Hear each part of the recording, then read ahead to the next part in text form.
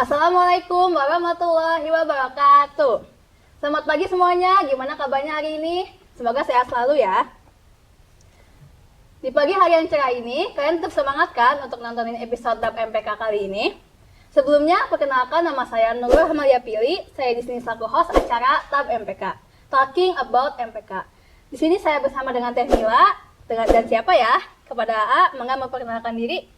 Perkenalkan, nama saya Ahmad Maulana Abimanyu, bisa dipanggil Abi. Saya adalah Ketua MPK SMA Negeri 2 Subang periode 2023-2024. Wow, episode DAP MPK kali ini benar-benar spesial sekali ya.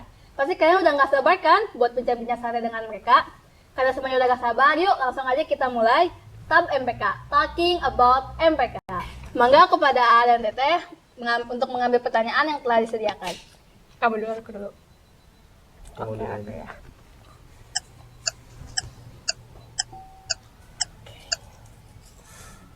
Wow, pertanyaannya ya.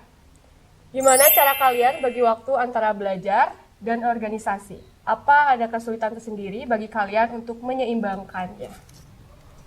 Oke, kalau dari aku dulu untuk organisasi dan belajar ini dari awal ketika aku maupun kamu ya, ketika udah masuk organisasi kita udah tahu resiko yang bakal terjadi. Ya pasti ada resikonya dari belajar. Waktu belajar kita keganggu. Tapi satu hal yang harus diingat, justru dengan masuknya organisasi ini, kita belajar buat manage waktu. Yang artinya, kita bisa lebih tanggung jawab terhadap suatu hal yang harus kita kerjakan. Jadi dalam aku sendiri harus pintar-pintar bagi waktunya antara belajar maupun organisasi.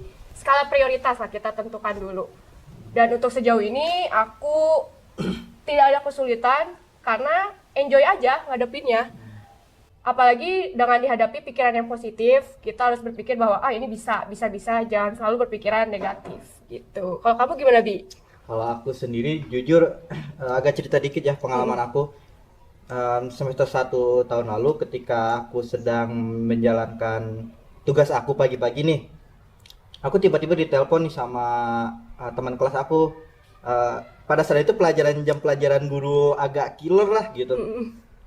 Ditelepon, Bi kesini dulu, ketemu ibu ini dulu. Langsung lah itu aku sama teman-teman kelas aku yang MPK OSIS ini langsung tuh cepet-cepet ke kelas. Ujung-ujungnya pas sampai kelas langsung diceramahin lah, langsung diingatkan lagi kalian harus bisa bagi waktu. Nah dari situ aku sadar bahwa cara membagi waktu itu adalah dengan skala prioritas gimana, sama kayak Temila tadi. Namun skala prioritas aku ini beda. Jadi dilihat dulu kita sekolah ini tujuannya itu untuk apa gitu. Misal kita sekolah untuk masuk ke universitas kedokteran atau universitas tentang teknik-teknik gitu. Nah, kita utamain belajar di mata pelajaran yang berkaitan dengan masa depan kita itu, universitas mana itu. Jadi misal kedokteran, kita pengen masuk ke kedokteran, otomatis kita harus fokus ke biologi, kimia, fisika. Nah itu pada saat jam pelajaran itu kita masuk dulu, jadi agar tidak ketinggalan pelajarannya. Gitu. Nah untuk setelah itu habis prioritas itu langsung kita melaksanakan tanggung jawab kita di MPK OSIS gitu. Dan untuk pelajaran yang lainnya mungkin agak dikesampingkan dulu karena kita juga punya tanggung jawab kan di MPK OSIS ini, apalagi saya sebagai ketua gitu kan. Jadi ya di skala prioritasin aja dulu sih kalau aku mah. Skala prioritas gimana kita nih sekolah ini untuk apa gitu. Oke. Jadi jawabannya skala prioritas. Kita ke pertanyaan selanjutnya. Boleh. Abi berarti yang ambil.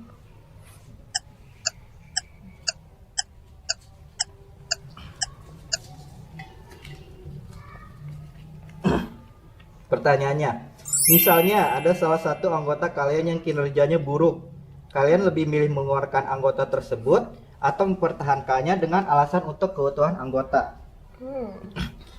Kalau untuk aku sendiri, bila ada anggota yang memiliki kinerja buruk, pasti dong ada alasannya. Ada alasan kenapa si anggota itu kinerjanya kurang bagus, entah itu masalah internal organisasinya atau di luar organisasinya gitu. Ya kalau aku sendiri tuh mencari tahu dulu apa masalah yang dia hadapin itu. Kalau semisalnya di organisasi, misal kurang nyaman di organisasi atau tidak tahu tupoksi kerjanya gitu, kerjanya itu seperti apa. Nah, kita coba bimbing dia supaya dia merasa nyaman di organisasi dan dia juga tahu kerjanya itu seperti apa gitu.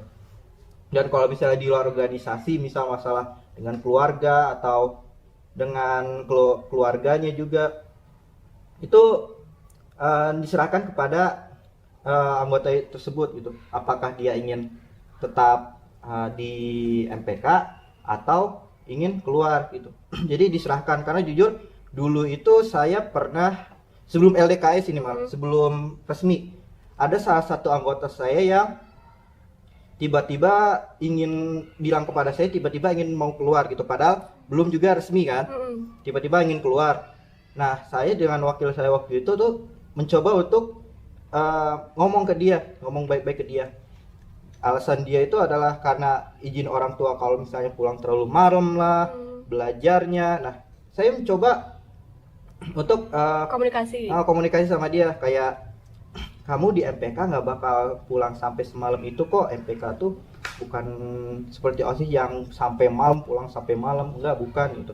Terus kerja kamu juga, aku ngasih porsi kerja dia itu emang nggak bikin ganggu pelajaran dia. Kalau aku sih itu, karena berikan kesempatan kedua buat dia menjadi lebih baik gitu, karena setiap orang pasti punya masalah dan setiap orang juga pasti berhak untuk mendapatkan kesempatan kedua gitu. Kalau dari aku. Kalau Teh Mila ya? Ya kuncinya komunikasi ya, karena organisasi itu kan gak jauh-jauh dari komunikasi. Paling penting, itu benar-benar paling penting. Yang pertama, yang pasti kayak Abi, kita pilih dulu apa masalahnya gitu. Hal-hal apa yang mereka hadapi sih. Ketika kita ajak komunikasi, kita lihat apa sebab. Karena kan permasalahan selalu ada sebab ya. Apakah mereka seperti yang Abi sebutkan karena takut konsentrasi belajar keganggu, takut pulang malam. Ya kita tegaskan lagi bahwa oke, kita bikin persyaratan bahwa pulang kita setiap kumpulan jangan terlalu malam. Oke, berarti kamu yang harus lebih bisa untuk bertanggung jawab bahwa ketika kamu udah masuk ke MPK, tandanya kamu udah harus siap apapun yang terjadi gitu. Dan ketika untuk dilihat mempertahankan anggota demi keutuhan, menurut aku dalam kinerja yang buruk itu masih bisa diperbaiki ya, Abi. Dalam artian masih kita bisa ajak komunikasi. Karena apa? Karena kalau dalam kinerja yang buruk, setidaknya dia belum menghilangkan satu tujuan yang sama dengan kita. Jadi kalau masih ada satu tujuan yang sama dengan kita di MPK, ya kita pertahankan. Oke, lanjut. Mungkin udah cukup. Lanjut. Kita lanjut pertanyaan selanjutnya.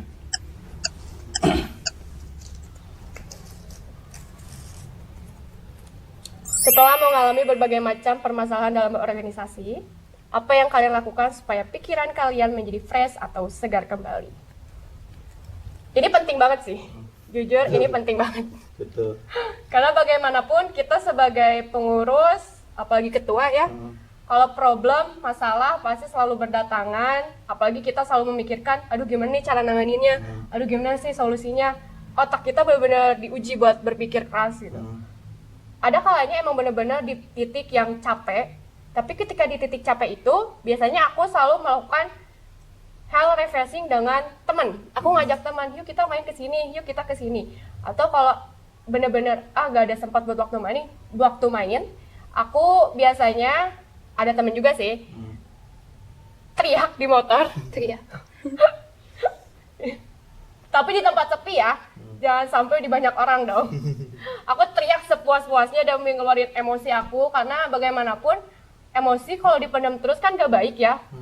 Itu sih cara aku buat ngeluarinnya supaya besok aku bisa isi lagi dengan yang baik gitu loh, pikiran yang baik. Gimana kalau Abi? Kalau aku sendiri sama ya, sama kayak Temila. Kalau aku sih berkumpul dengan orang-orang yang kamu cintai, yang kita cintai. Wow. Lucu banget. Yang seperti teman atau keluarga gitu kan. Jadi kita mengeluarkan rasa stres kita, emosi-emosi yang ada dalam diri kita, ya kita tahan waktu kita jadi pengurus itu kita keluarkan kepada teman-teman yang tentunya mengerti tentang perasaan kita gitu.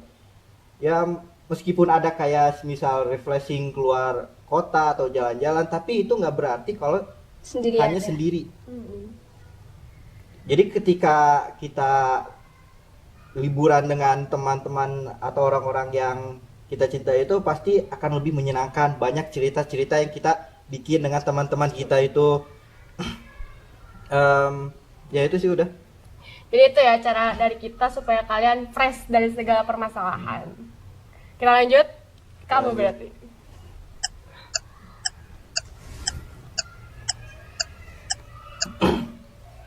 Pertanyaannya, kenapa peraturan MPK di setiap sekolah itu berbeda-beda? Wow.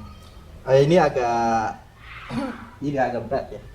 Jadi menurut saya, kenapa peraturan di MPK itu berbeda-beda, apalagi di setiap sekolah itu berbeda-beda, walaupun tujuannya tetap sama ya, tujuannya tetap sama, tapi ada beberapa aturan-aturan yang berbeda. Itu ada dua faktor. Yang pertama menurut saya adalah kondisi, menyesuaikan dengan kondisi di lingkungannya. Misal apakah peraturan di MPK Semangas itu apakah bisa diterapkan juga di MPK Semanda gitu kan belum tentu Iya, gitu kan. Terus faktor yang kedua adalah si pengurusnya itu ingin membuat aturan seperti apa. Jadi setiap orang kan berbeda-beda pikirannya kan, apalagi kita beda sekolah, pasti beda-beda juga pemikirannya gitu, seperti itu. Kalau Temila sendiri? Kalau dari aku sendiri, karena kan MPK itu belum legal ya. Bismillah ya, kita legal. Bismillahirrahmanirrahim. Amin. Karena belum ada hukum yang pasti buat MPK dibanding dengan OSIS yang udah pasti gitu kan. Ya ini semacam dari jawaban Abi, emang benar peraturan MPK bervariasi karena disesuaikan juga dengan siswanya, siswinya gitu. Jadi kalau misalkan nih perbedaannya apa sih peraturannya? Kalau di MPK Semangas komisinya ada 6. Di komisi Semanda nih MPK-nya ada berapa? Komisinya ada 3. Tuh. Dijumlahin total. Jumlahin anggotanya? Ya. Anggotanya ada 18. 18 kan? Nah, kalau MPK Semanggas itu ada 16. Oh no, 10. Bercanda dikit loh. 16. Kita lanjut. Lanjut. Apa ya berarti?